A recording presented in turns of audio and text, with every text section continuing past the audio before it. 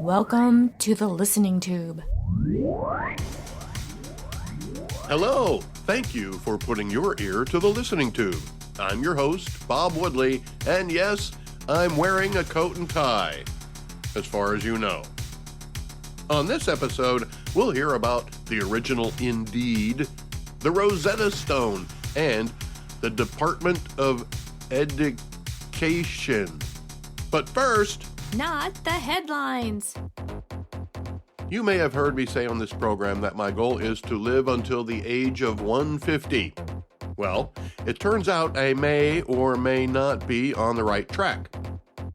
A story by Adit Shrikant on CNBC.com spoke to a man who was a professor of personality psychology at a well-known American university. The headline was pure clickbait. The number one personality trait linked to a long life. The effects of just being positive are overstated, psychology expert says. But as is often the case, you have to read beyond the headline to get the whole story. The headline suggests being positive isn't the key to a long life, but we now know what is. For somebody like me, that's a pretty good headline. I'm always interested in learning how I might extend my life as long as I don't have to do anything extra. Having a positive attitude is an easy thing to do, so if you're telling me that's not going to help, then I have the option of being negative if I so choose. So what is the best personality trait to have for a long life? The professor says it's being conscientious. But what other traits are there, and why is conscientious favored? The story cites what's called a 5-factor model, and those 5 are, in no particular order, agreeableness, extroversion, openness, neuroticism, and the aforementioned conscientiousness. So positiveness isn't even among the categories. Why the hell am I being so positive all the time? Yes, sir. Let me get that for you, ma'am. It's gonna work out. I know you're lonely, but you don't have to worry about getting anybody pregnant. So how do you be a conscientious person, and how does that help you live longer? Well, the professor says conscientiousness equates to how organized and disciplined you are. That doesn't bode well for me. I'm not a good planner, and my desk at work is a mess. As for discipline, the first kind I had was the kind you need to play a musical instrument. That tuba got me through high school. Other than that, all I ever wanted to do was rid myself of discipline. After high school, I realized I needed discipline more than I thought I did. That's why I joined the Air Force. I knew I needed to be taught discipline. Don't get me wrong, my parents did a good job, but I needed an adult-level refresher course, and I knew it. Not a Marine Corps level of discipline, just an Air Force level of discipline. That was most of what I needed to get along in life. Seeing that I've made it this far, does that make me conscientious? Drinking alcohol in moderation and eating balanced meals are 2 attributes the professor says are byproducts of being conscientious. Well, I drink alcohol and I eat food. Moderation and balance are subjective. I'm going to call that a wash. But he also says conscientious folks don't do stupid things. And no, he's not talking about starting your own podcast. He's talking about things that cause accidents resulting in physical harm. Well, when I think back on all the risks I took, all the stuff I climbed and jumped from and hung off, I'm kind of shocked that I'm still alive. Those days are behind me now, as I'm extremely cautious when it comes to putting myself at risk. I've gathered enough experience to know what my limits are. But that doesn't mean I don't still do stupid things. But my accident rate is pretty low. Sometimes I'll trip a little going up the steps, or I'll bump my arm on the wall if I try to take a corner too sharply. In hindsight, I'm glad I wasn't all that conscientious as a younger man. my life would have been less exciting and less enjoyed. Maybe I've got to the point where being conscientious is less of an advantage than it would have been when I was younger, but I lived through it. Sure, I'm still careful when crossing the street, but crossing to the sunny side of the street is what makes life worth living. As the great Ray Charles once said, you better live every day like your last day because one day you're going to be right. You can hang your hat on that. While forgiving student debt is all the rage of the extreme left, very little seems to be done about the root cause of the problem. High tuition costs and low return on investment for many of the degrees offered by colleges. Sure, it would be great if you could study philosophy for 4 years and then open a philosophy store, but you can't earn a living that way. Too many college degrees are awarded for studying subjects that are mostly useless in real-world applications. There is a difference between the amount of money you can earn by studying civil engineering and urban studies. While social subjects like gender studies and women's studies may be interesting to some, and there may be a few who rise to the top of the heap in the fields and might earn a living as a consultant or news contributor, most people who study such things will never get a return on their investment of time or money. If you want to study those things on your own, great. But you shouldn't have to have a college degree to learn that spending your college fund on a worthless degree is a bad investment. It's also a bad investment for states that fund public universities where these worthless degrees are handed out like the Army hands out medals. When the state is funding worthless degrees, the state isn't getting its money's worth either. Especially if you're the state of Mississippi, where most of the state is rural and college graduates leave the state to make a good living. So while Mississippi has a brain drain, they're subsidizing other states by educating people on these subjects that only have a chance of paying off in a big city. The state auditor of Mississippi is calling for dramatic changes in the way public colleges are funded with state money. He's arguing that if the state is going to fund an education, it should be in a subject that will enable the recipient to stay in Mississippi to earn a living. That way, the state and the student will be more likely to get a return on their investments. As it stands now, Mississippi is experiencing what the author of the Associated Press story called out-migration. Okay, I'm just going to stop right here. Even my word processor knows out-migration isn't a word. We already have terms for the two types of migration: immigration for those coming in, and emigration for those going out. So what the Associated Press meant to say was that Mississippi has an emigration problem, and the state is helping to pay for it. The auditor says that keeping graduates in the state would be a huge benefit to the state in the form of talent and money into Mississippi's economy. Sounds like something an auditor should know about. And if you only know what I just told you about it, you might think it makes a lot of sense. The state of Mississippi should get a return on its investment, and the student should be encouraged to pursue a course of study that will benefit them. It's a win-win, right?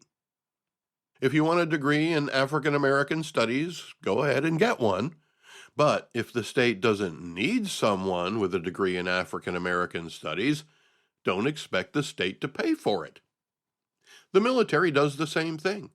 If the Army doesn't need any psychologists, they'll talk you into being a cook.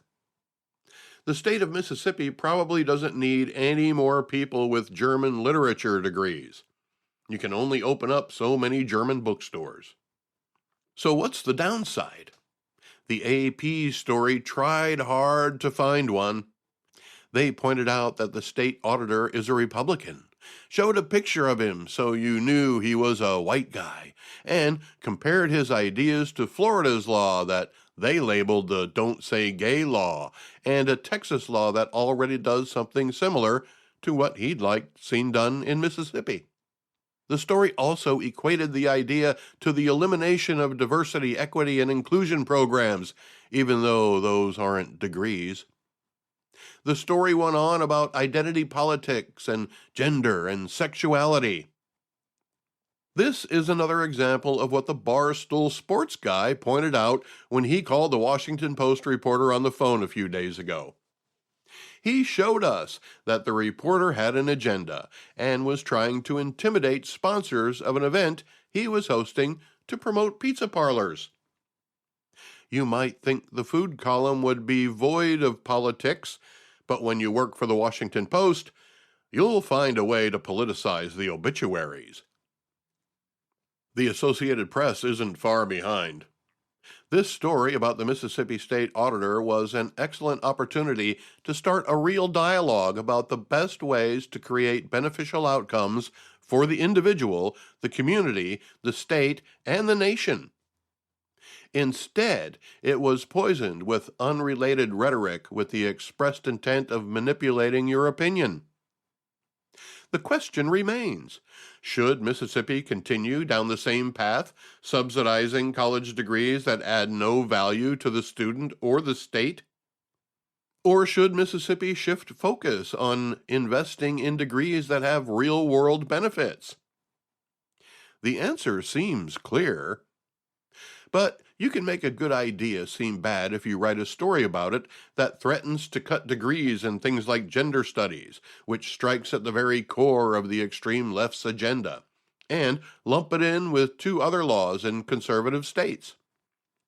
Just remember, if you're going to be skeptical of the news stories with the word out-migration in them.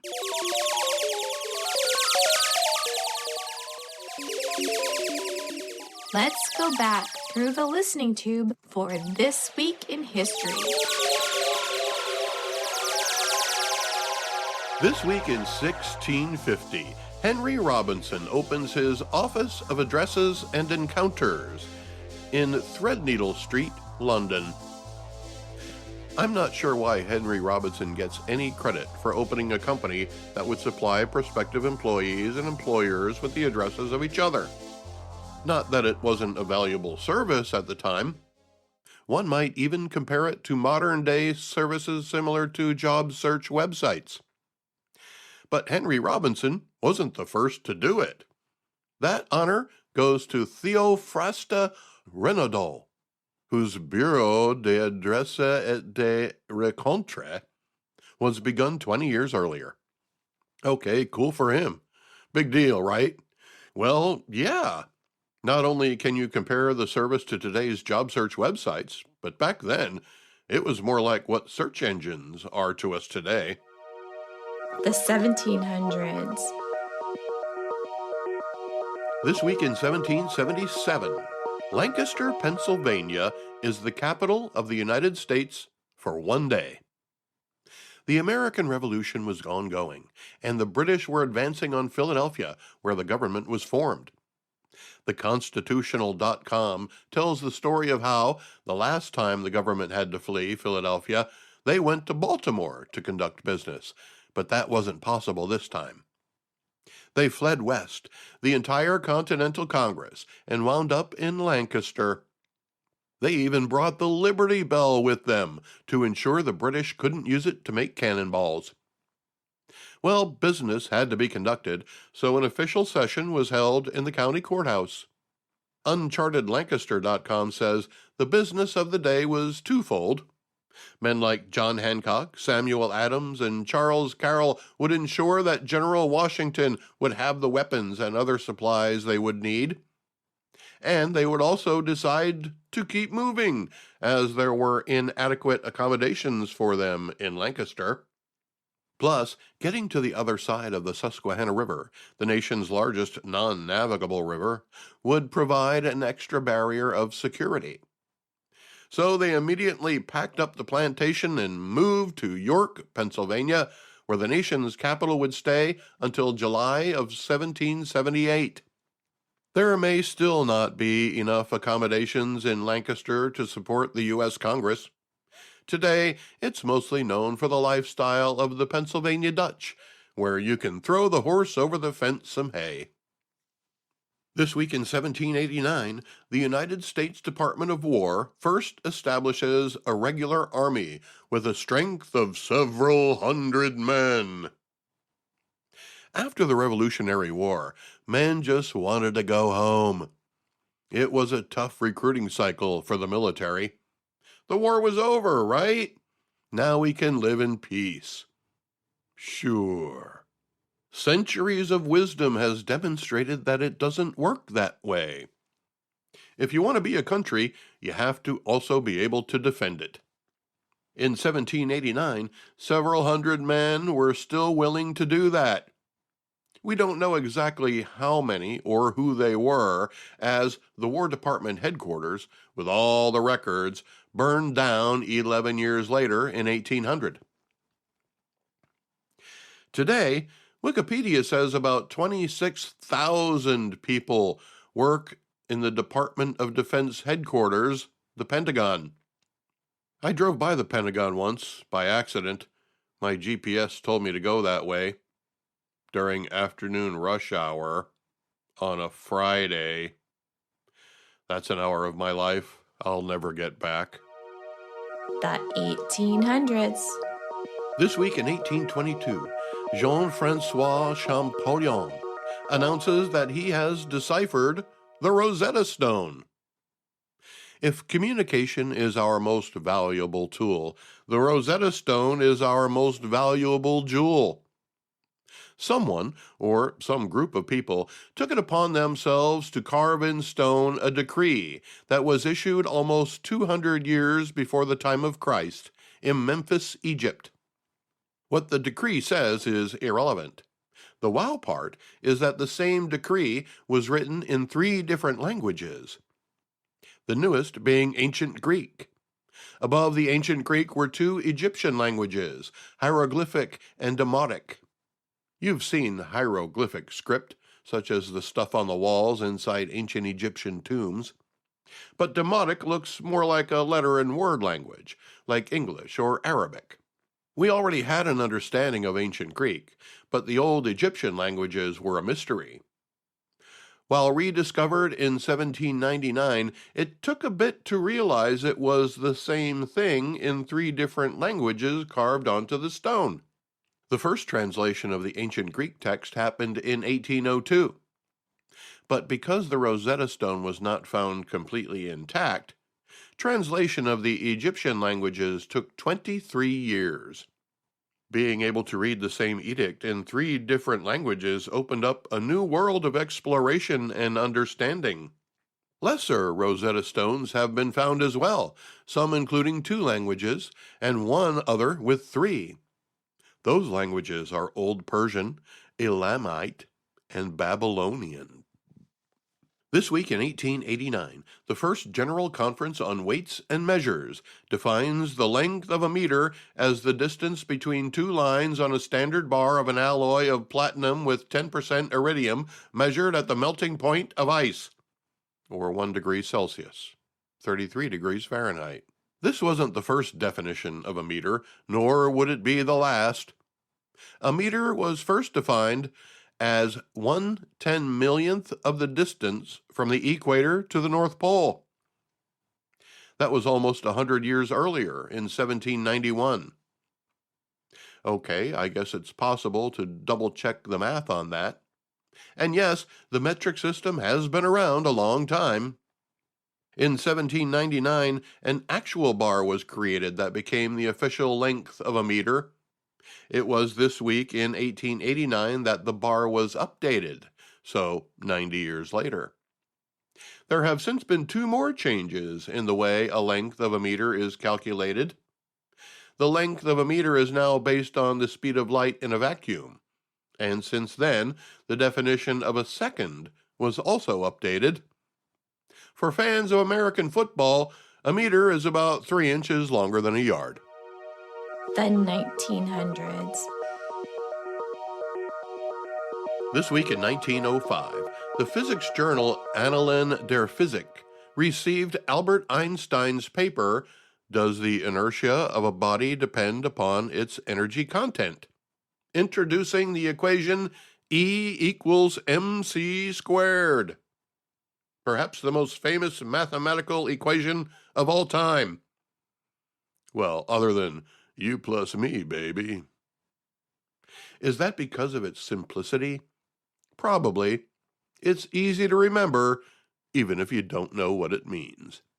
This week in 1906, in the presence of the king and before a great crowd, Leonardo Torres Quevedo successfully demonstrates the invention of the telequino in the port of Bilbao, Spain, guiding a boat from the shore in what is considered the birth of the remote control.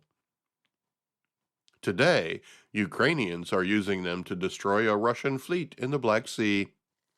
This week in 1928, the UK Parliament passes the Dangerous Drugs Act outlawing cannabis. I wonder what science they used to determine it to be dangerous. This week in 1949, the Communist Party of China writes the Common Program for the Future People's Republic of China.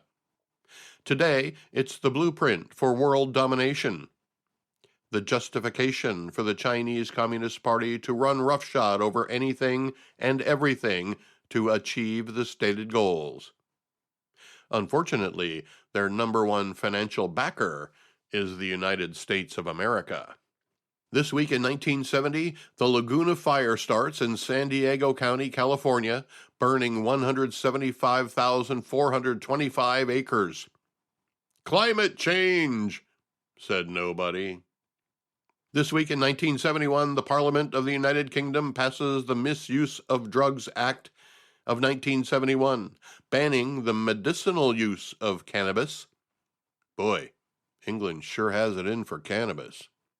This week in 1979, the United States Department of Education receives final approval from the U.S. Congress to become the 13th U.S. Cabinet agency. More on that in the epilogue. This week in 1983, Soviet military officer Stanislav Petrov averts a likely worldwide nuclear war by correctly identifying a report of an incoming nuclear missile as a computer error and not an American first strike. Nice job, Stanley. The Soviets didn't reveal how close they came to firing nuclear missiles at the United States until 1998. Long after the fall of the Soviet Union. Petrov got some initial praise from his commander, but was never officially rewarded for his non-action. He cited a number of reasons for determining the computer error and averting a world war. In the end, had he been recognized, that would have meant others would have to be punished. The 21st century. This week in 2005, the controversial drawings of Mohamed are printed in the Danish newspaper Jyllands-Posten. Can I describe what it looks like? They say the pen is mightier than the sword, but what about the spoken word? If I were to describe what Mohammed looks like, would my words assault the ears of those who practice Islam? Is what I say as concrete as ink on a page? Are my words as concrete as a statue of Mohammed? What if I only describe the drawings themselves? Am I describing Mohammed, or am I describing the drawings? It depends. I can describe the drawings as cartoonish without any attempt to become masterpieces someday. They're not contour line drawings or oil on canvas. If I were Muslim, I might find some of them offensive. There are a number of different depictions that were published. Maybe 2 out of a dozen or so have any attempt at a dignified depiction. So I can describe the drawings without describing Muhammad, but not with great detail. Would my words be blasphemous if I said one of the drawings depicted Muhammad as a handsome man with a beard to rival Zeus? Oh, great. Now I probably just pissed off a bunch of Greeks, too. Anyway, nobody really knows what Muhammad looked like, so any depiction of him is bound to be incorrect. We don't know what Jesus looked like either, but that didn't stop us from creating pictures of him with eyes that follow you around the room. Neither did that stop 15 of 42 union illustrators who were asked to draw Mohammed from submitting their ideas. The request began as an idea to see if the illustrators were self-censoring because of the potential threat from radical Muslims. Wikipedia says 3 declined to submit a drawing without citing a reason. 1 said the project was vague. 1 said it didn't pay enough, and 1 said he was afraid. 27 didn't reply at all. It's thought that they were contractually obligated to other publications. The initial reaction of the drawings of the man with the steely eyes and the bravado of a valiant leader one might follow were mixed. Some newspaper sellers declined to sell it, keeping it from the public while doing what they thought was in their best interest. Some accused the newspaper of trying to stir up trouble in which the public had no interest. The publication of the drawings did ruffle some feathers. A teenager called the paper and threatened to kill the cartoonists. We know he was a teenager because his mom turned him in. But not everyone was saved. Protests in early 2006 resulted in more than 250 people killed. Diplomatic missions of Denmark and other countries were attacked by enraged Muslims and others seeking to fan the flames. Churches were also attacked. Those attacks led to peaceful countermeasures in support of Denmark's freedom of speech, like By Danish. Other newspapers around the world reprinted the cartoons of the man who, in some cases, looks like a warrior prince, and in others, a childish bumbler of ideas and humanity. But then again, I'm only describing the drawings. The listening tube will return at the speed of sound. Contact the listening tube by calling 570-601-1101 or email thelisteningtube@outlook.com. Getting back to something we touched on earlier, the Federal Department of Education was approved in 1979. I'm a high school graduate of 1980. So I'm fortunate enough to have gotten out of the system before the federales took over. I've talked about education before in this program, specifically on the pilot episode and the 5th episode called Teachers, Uranus, and War, one of the few episodes that had a subtitle. I have a lot of respect for teachers as a group. Individually, there were some I didn't like, 1 or 2 I didn't respect, some I feared, and others I loved. I'm sure most teachers are doing a good job, some are doing a great job, some are just floating along. At the same time, there are some teachers who have political agendas, whatever the plural of agenda is, and they seem to be concentrated in certain areas where, for some reason, second graders know the plural of agenda. But test results show most educational goals are not being met by students at all levels, and high school graduates are showing up to college lacking the skills and knowledge to succeed.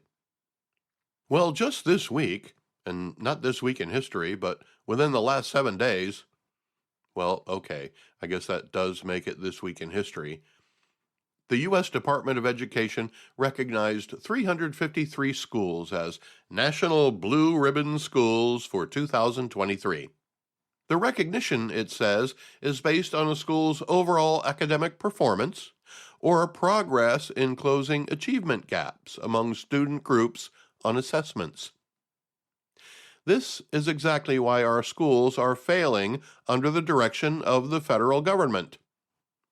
Oh, sure, we'll look at your academic performance, but the important thing, and you know it's important because they added it to the qualifications for the Blue Ribbon School designation, is that more students have similar grades.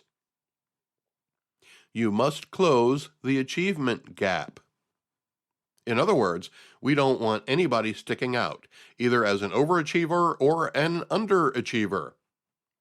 You will be rewarded as long as you make it seem like every student is getting an equal, or more accurately, equitable education.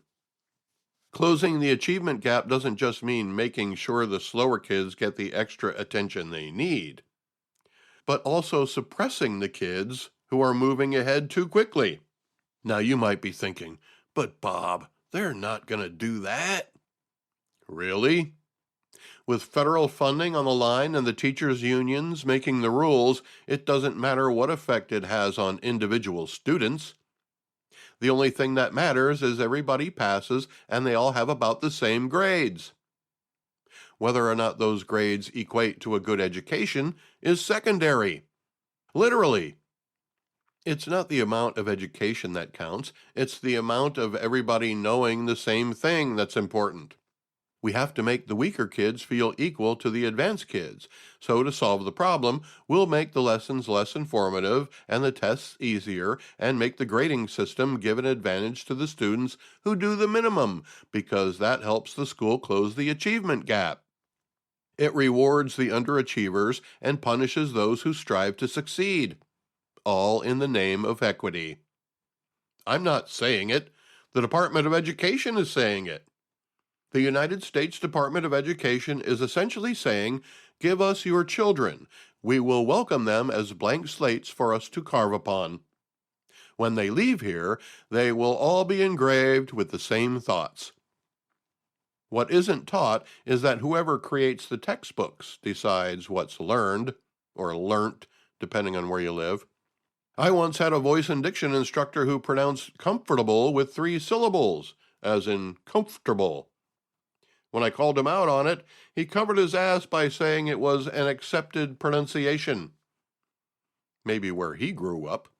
So maybe there's a role to play for the federal government when it comes to education, but for more than 40 years now, they seem to have forgotten what's important. Yes, it is important for our citizens to get the best education possible, regardless of any group society has created to describe them.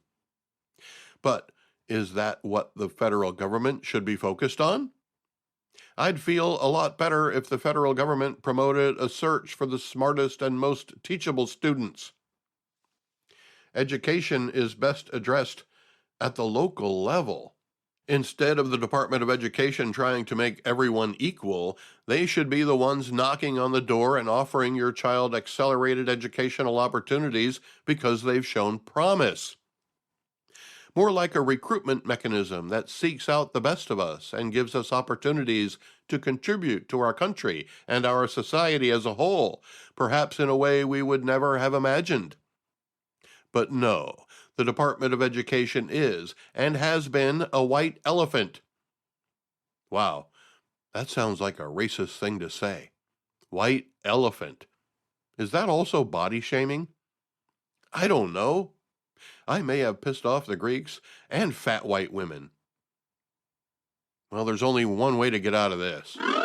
I'm going to look that up. He's going to look it up. He's really going to do it. I want the truth. You can't handle the truth. Well, as it turns out, white elephant doesn't have anything to do with fat white women, so I feel exonerated. But it does perfectly describe the United States Department of Education. A white elephant, according to Wikipedia, is something that has more cost to maintain than it is worth. Phrases.org UK says it's also a way to describe a doomed enterprise on which large sums of money are spent and which is then abandoned. Well, the Department of Education hasn't been abandoned yet. But another description of the phrase is a burdensome possession, which is where the phrase originated. Albino elephants were considered holy in Thailand as far back as the 1600s. A Thai king would reward subordinates who displeased him with a white elephant. The elephant would need to be cared for and fed. Plus, you had to allow people to come to your residence to worship, and you were not allowed to make the white elephants do any work. It was more of a burden than anything. The first use of the phrase to describe something like the Department of Education came in 1851 in something called G.E. Dewberry's Letters, where it said, "His services are like so many white elephants, of which nobody can make use, and yet that drains one's gratitude, if indeed one does not feel bankrupt." Are we getting our money's worth out of the Department of Education, or is it a drain on society? The department asked for $88.3 billion for the 2023 fiscal year. That's $260 out of the pocket of every man, woman, and child in the United States, not including the 2 million illegal aliens the ruling party has let in. They don't have to pay. Research.com says there are about 50 million students in the country, so it comes down to the Department of Education costing $1,743.68 per student per year. For what? Never mind. I already know for what, and we're not getting our money's worth. The Department of Education's own statistics, as cited by U.S. News & World Report early this year, only half of students are performing at grade level. Part of that is holdover from the pandemic, but even before COVID, the rate was 36%. If you are currently a student, that means before the pandemic, if you were in a room with two of your buddies, one of you wasn't as educated as they should be.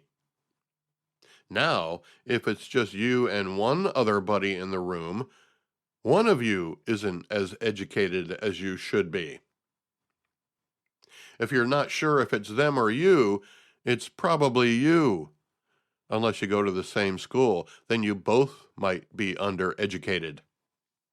Unfortunately, those who are behind will able to catch up more quickly than usual because in order to create equity, the standards will be softened in order to give the slower kids or the ones who find school boring a little more self-confidence at the expense of the kids who excel. Now, you might be thinking, sure, Bob, you were probably one of those teachers' pets who always got good grades. You don't know what it's like. Well, I don't want to tell you too much about how poor of a student I was in high school, but I found it boring and mostly useless and did only what I needed to get by. I enjoyed getting to play a tuba first period every day for 4 years, and I always looked forward to English class, regardless of who the teacher was. I just think it's important to stick up for the smart kids, the kids who apply themselves, those kids who value education. I always liked the smart kids because they kept the attention off me. The last thing I would have wanted was for anything I did to result in a diminished education for them. Their education shouldn't have to suffer because I wasn't interested in making acetylsalicylic acid in Mr. Williams' chemistry class. What a headache! Our Department of Education is less interested in education than it is in equity and manipulating our kids' minds to meet their statistical goals. It's time our education systems were brought back under local and state control. The federal government has done nothing in the last 40-plus years to justify their involvement. When they say all politics is local, that starts with your local school board. If states want to get together and create standards, that's fine. There are certain things we all should know. The first thing on that list is that the federal government doesn't do a good job of deciding what should be on that list.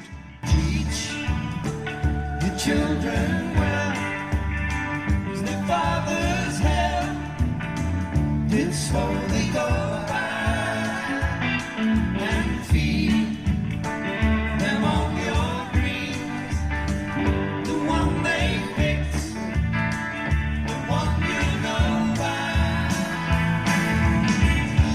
Don't you ever ask them why, if they told me you would cry, so just look at them and sigh. The Listening Tube is written and produced by yours truly. Copyright 2023. Thank you for putting your ear to the listening tube. Subscribe today. I'm your host, Bob Woodley, for Thou Ad Infinitum. Of tender years, you can't know the fears that your elders grew by.